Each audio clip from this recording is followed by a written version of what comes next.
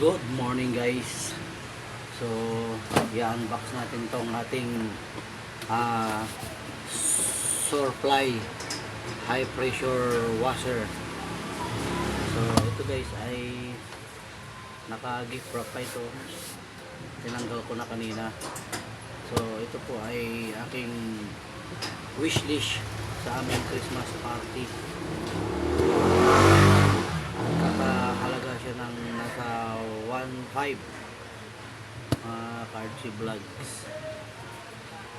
So ito yung wishlist ko sa aming Christmas party. At nuwi ko na kagabi at binaklas ko na yung kanyang gift wrap. So ngayon ipapakita ko sa inyo kung ano yung mga laman niya, mga Cardsi Vlogs. Actually na tanggal ko na kanina yung mga balot niya, kaya ano yun, papakita ko na lang sa inyo kung ano yung mga laman niya. So ito yung water gun. Ayan mga Cardsi Vlogs. So mamaya susubukan natin. So ito yung water gun na laman niya, mga Cardsi Vlogs. Papakita natin kung paano i-assemble mamaya. Tsaka meron siyang foam, galon, mini galon para sa foam. Pwede maglagay dito ng sabon or joy na pang car wash or motor wash. Ayan, dito ilalagay. Tapos ito, sasalpak nyo lang to dito guys. Ganyan. Ayan, sasalpak nyo lang siya. Tapos pipihit nyo kung ano. Ayan, pwede gano'n nyo siya. Ayan, so bukas na po yan. Kaya pag tatanggalin, ito angat nyo lang to. Ayan. So mamaya gagamitin natin, papakita ko natin yung ibang ano niya. So ito yung hose. Yung hose na to mga Cardsi Vlogs is ito yung para sa balde o sa drum. Lalagay nyo siya, ilulubog. Tapos ito is input ng tubig.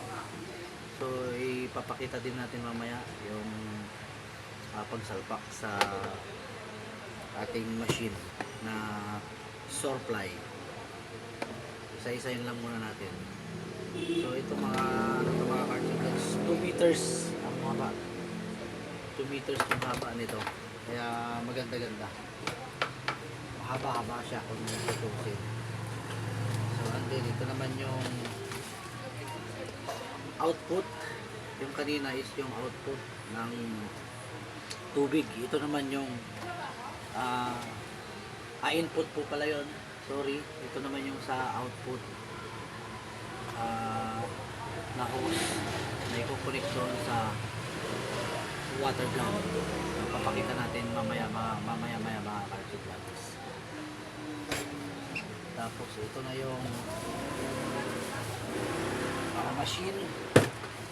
Yung pinaka-machine natin mga Cardsi Vlogs, pressure washer. Ayan. So ano siya mga Cardsi Vlogs, 220 volts, 220 to 240 volts. Ayan mga Cardsi Vlogs. And then meron siyang connector para sa gripo. Kung ida-direct nyo yung hose sa gripo, pwede rin. Pwede na kayo gumamit ng balde o drum. So meron na po siyang connector mga Cardsi Vlogs.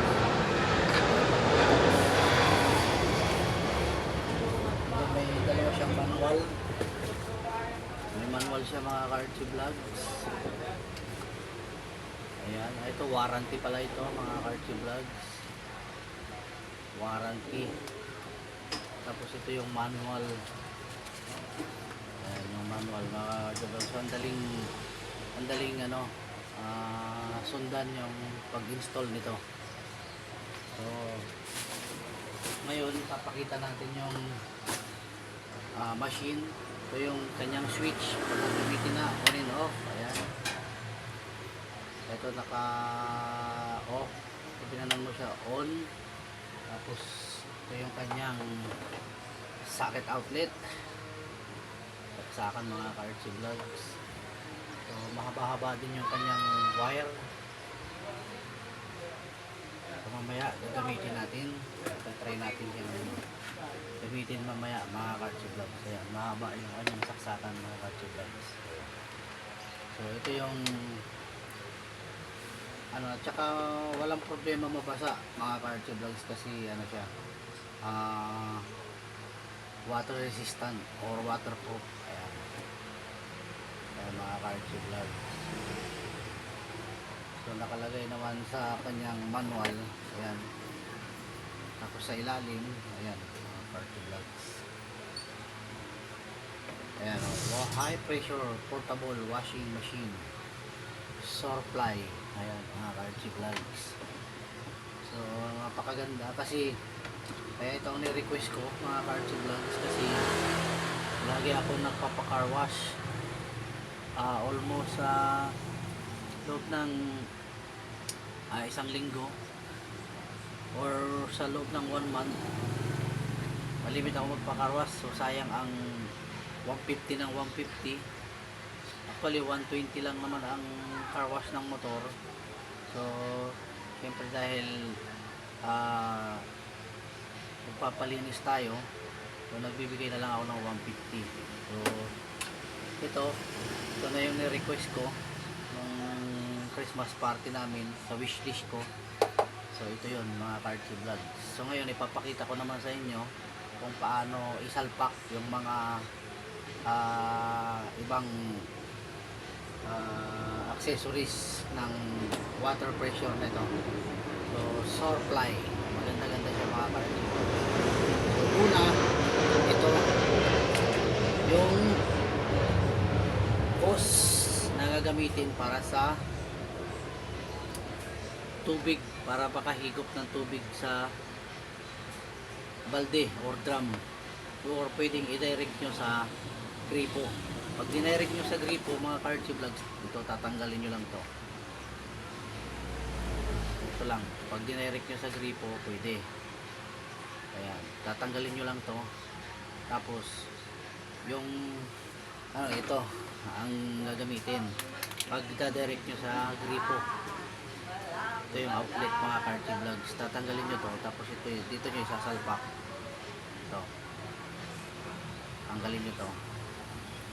Ito tanggalin, tapos dito isalpak, tapos hihigpitan nyo to. Tapos ito na yung isasalpak nyo sa gripo. Ganun. Ayan mga ka-RC Vlogs. Oops, sorry, nahulog. So kung paano siya i-assemble mga ka-RC Vlogs, ito yung pinaka input, itong na to, dilaw dito. So igaganon nyo lang siya. Ayan mga ka-RC Vlogs. So make it sure lang na nakatapat siya maigi at higpitan natin. So parang ayaw ko na siya, kabaliktad yata ito, para dito yata. Ayan, ito pala, sorry mali, ito pala mga ka-RC Vlogs, para to dito. Ayan, tapos sure nyo lang na mahigpit. Ayan, para hindi matanggal. Ayan, ngayon pag tatanggalin nyo naman, ipupush nyo lang to ng bagya. Ayan, nakita nyo, ipupush nyo lang tong kulay dilaw. Ayan o, ipupush nyo lang na patras. Ayan, tapos pugutin nyo na tanggal. Kasi para siyang may spring guys. Ito, tutulak nyo lang siya. Ayan, tulak. Tulak, pasok. Pag tatanggalin, tulak din, ubod. Ayan. Ito, tutunog siya mga ka-archie-vlog, lalagitik. So ito na yon. Pagka nakabit nyo na, ito na yung ilalagay nyo sa drum or balde. Ayan. So susunod natin mga ka-archie-vlogs is yung output para sa, ito naman yung output hose para sa water gun natin. So nasa 7 meters po ito mga ka-archie-vlogs, kaya mahaba-haba na rin. Yan. So ito naman kung paano siya i-assemble, papakita ko din sa inyo mga ka-archie-vlogs. Ito, yan. Ito naman yung output, kasi ito na yung pinaka-input natin. Ito yung hihigop ng tubig papunta dito palabas. So ilalagay naman natin siya dito. Yan. Ito siya mga ka-archie-vlogs. Tapos ilalak mo lang siya, pipihit mo siya, make it sure na mahigpit mga ka-archie-vlogs para walang tagas yung tubig. Ayan mga ka-archie-vlogs, ganyan siya. Tapos ito naman yung pinakadulo niya mga ka-archie-vlog, yung end line ng hose para dito sa water gun. So pag isinalpak mo siya mga ka-archie-vlogs dito sa butas, tatapak mo siya. Ayan, sisiksik mo lang siya maigi, suksok mo, tapos tutunog yun. So lock na po yan. Ngayon pag tatanggalin mo, pwede naman tong i-baba or itaas. Ayan, tataas mo tong pinaka-lock na to, sabay hugot. Ayan, pupush mo lang to ng pag-anon. Ayan, nakikita nyo mga ka-archie-vlogs.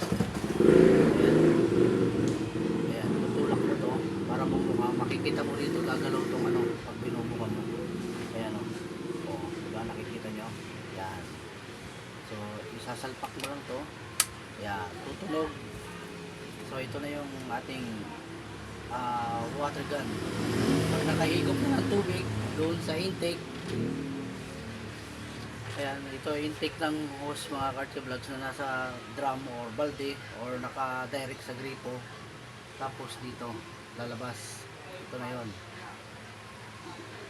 Tapos pagka gusto mo nang palaparin yung buga ng tubig or paliitin, i-twist mo lang to mga ka-archie-vlogs. Ayan. So, makikita mo dyan mga ka-archie-vlogs, ayan.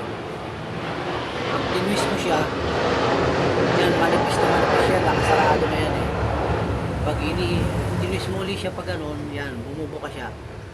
Ayan, palaki ng palaki ang ano ng buga ng tubig. Ayan, mga ka-archie-vlogs. Kita nyo, mga ka-archie-vlogs, gumagalaw to. Ayan. So, ayan, pampanipis ng tubig paglabas. Ayan.